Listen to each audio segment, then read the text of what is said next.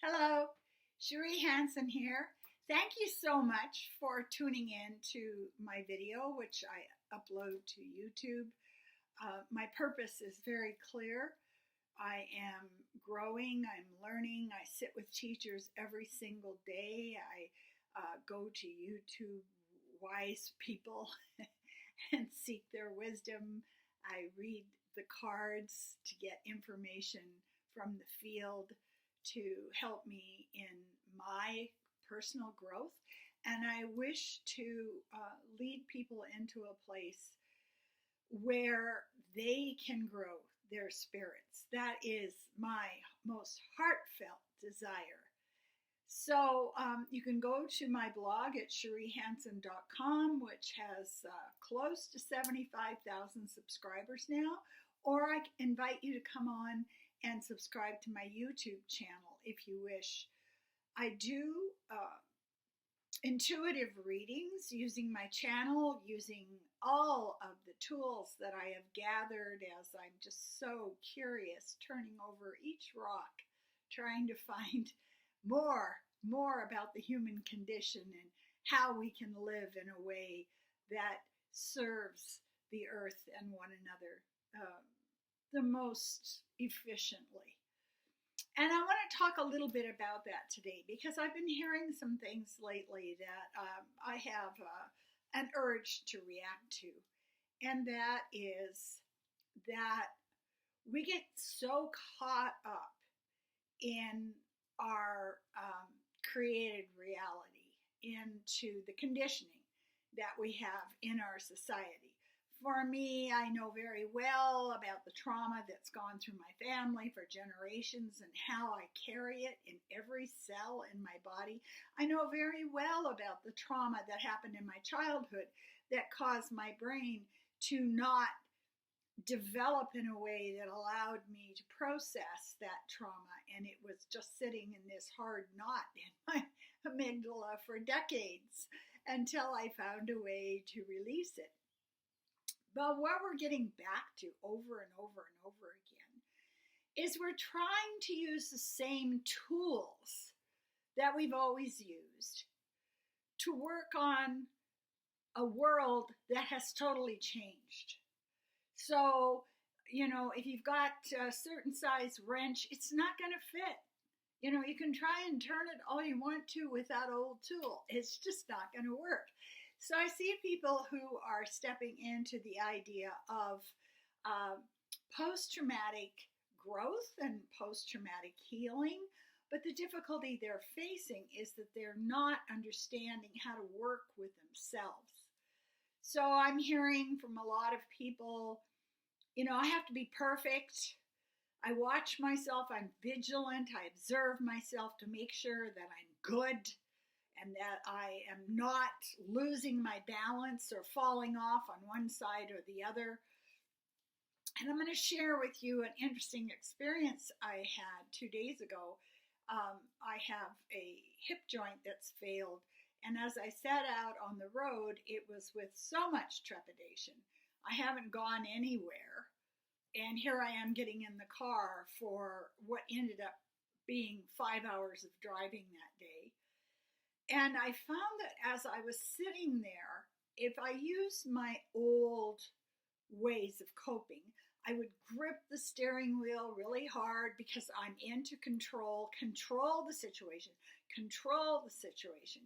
and the sense that I had to know where I was going exactly, and my map and the voice in my car, I had to follow that, and I have to be in a state where I'm vigilant and watching myself to make sure I'm not making a mistake. And it was so obvious to me that this was exactly the way I could fail.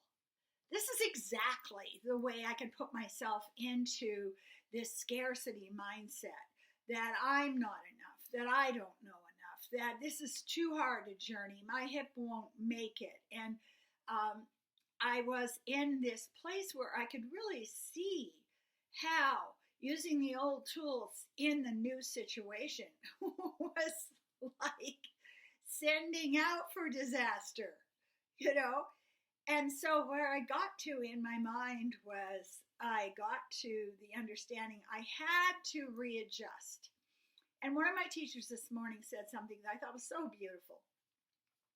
And what she said was, being grounded and being balanced does not mean that you are never off of balance. It means that you go off of balance and you return. It means that you become ungrounded and then you return. So instead of demanding perfection from ourselves in this world, and the reason we need perfection is because we're trying to control and not be hurt.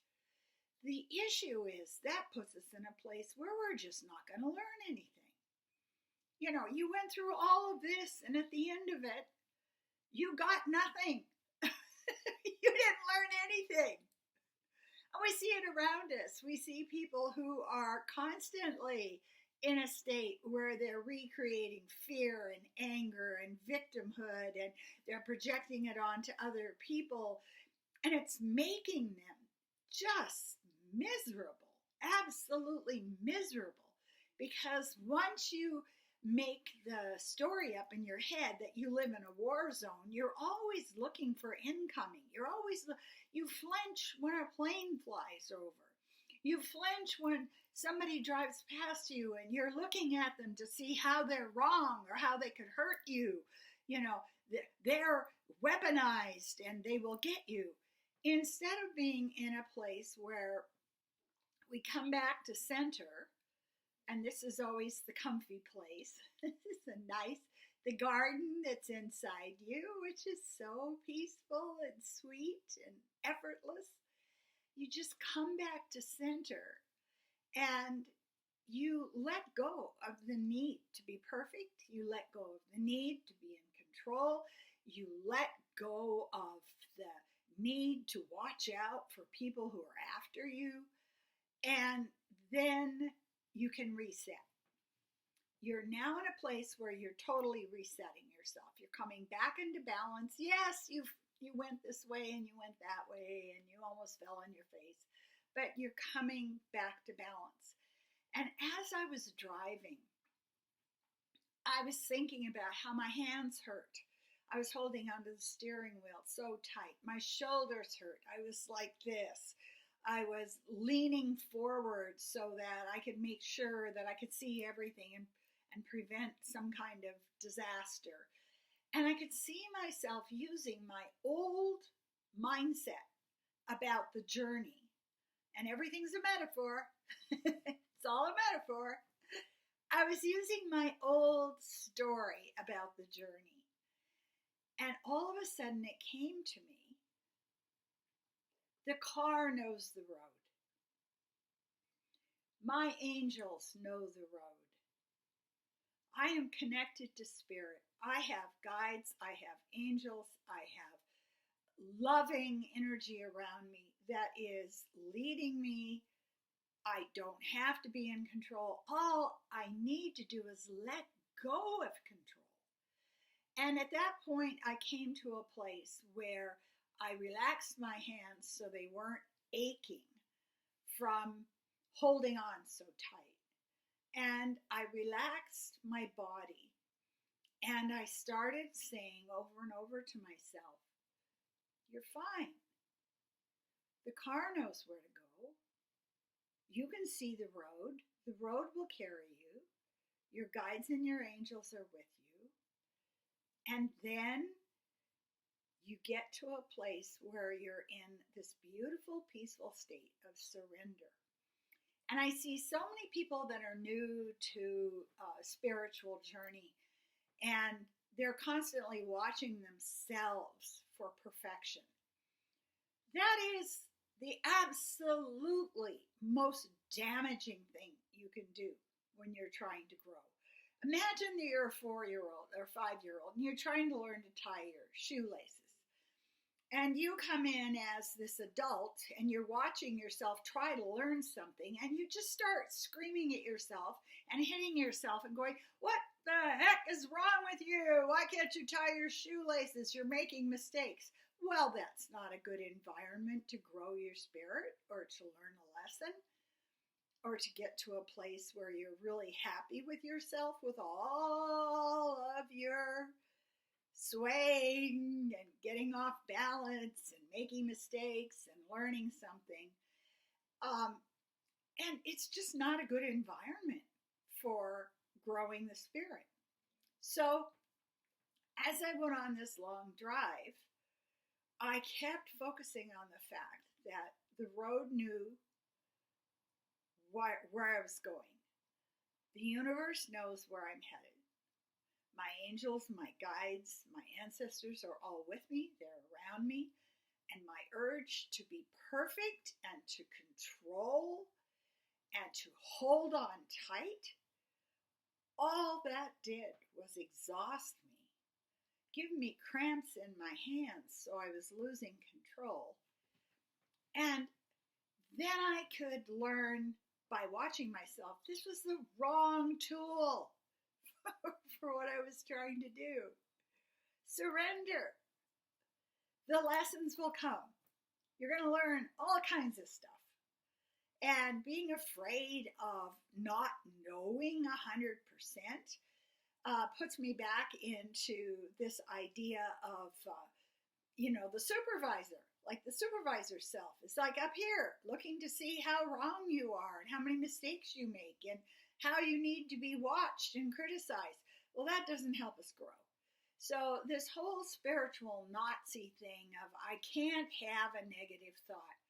You know what? You can have a negative thought. Enjoy it because you're human. And negative thoughts are what happen. They arise in the mind. We have these things that happen because we're human. Now, can we get in a place where we embrace that fact and we go, hey, this is what it's like to live in a body and be human. And, I'm just really pleased that every single time I hit a lesson, I'm either going to learn it or I'm going to learn it later because there's no timer going. And what do I get if I'm perfect? This is the big joke of the universe. What do I get if I am a perfect spiritual being? You're still going to die. There's a real sense of humor there. So the journey that I made brought me back to understanding the journey I'm on, which is I have to trust that the mistakes I'm making, that the wrong thoughts I'm holding, that grief that comes up that I haven't processed yet is all serving me. And not be so harsh and not be so expectant. The other part of it that I know so clearly is it's not a competition. If somebody next door to me gets into a state of surrender and finds a peaceful haven inside themselves and is very balanced, that doesn't mean I won't get there. I don't need to compete against them. So our society screws us up in 8 ways from Sunday. So we have to just let it go, right? Oopsie is a magic word. I made a mistake. I had a wrong thought. I have grief coming up. Oopsie. So thank you so much for listening. And if you know someone you think would benefit from having a consultation with me and growing their spirit and learning how to be more loving to themselves, I can do that. So get a hold of me. Thank you. Do subscribe to my channel.